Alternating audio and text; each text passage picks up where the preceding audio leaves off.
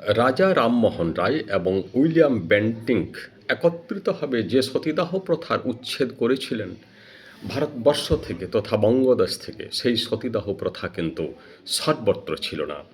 সতীদাহ প্রথা ছিল যেখানে কুসংস্কার, যেখানে অশিক্ষিত, যেখানে অশিক্ষা সেখানেই কুসংস্কার। সকল পরিবারে ছিল না, উন্নত পরিবারে, অভিজাত পরিবারে, শিক্ষিত পরিবারে, সংস্কৃতিবান পরিবারে ছিল না।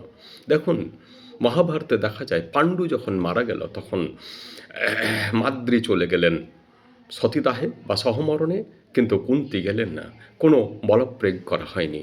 শাস্ত্রে যেটা আছে সেটা হচ্ছে স্বেচ্ছায় সহমরণ যদি কেউ চায় তাহলে সেটা শাস্ত্রসম্মত কোনো বলপ্রয়োগ নয়।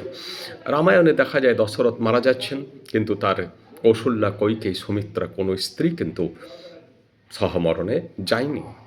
কংস রাজা মারা গেলেন, জরাসন্ধ মারা গেলেন, তাদের মহিষীরা কিন্তু সহমরণে যায়নি। অর্থাৎ যেখানে অশিক্ষা সেখানে অন্ধবিশ্বাস, সেখানে কুসংস্কার।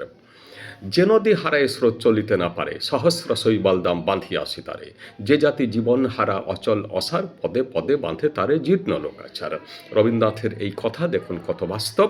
যেখানে অশিক্ষা সেখানে পদে পদে, যেখানে শ্যাওলা সেখানে নদী বাধা পেয়ে যায়, যেখানে কুসংস্কার সেখানেই চলে, যেখানে অশিক্ষা সেখানে কুসংস্কার। নমস্কার।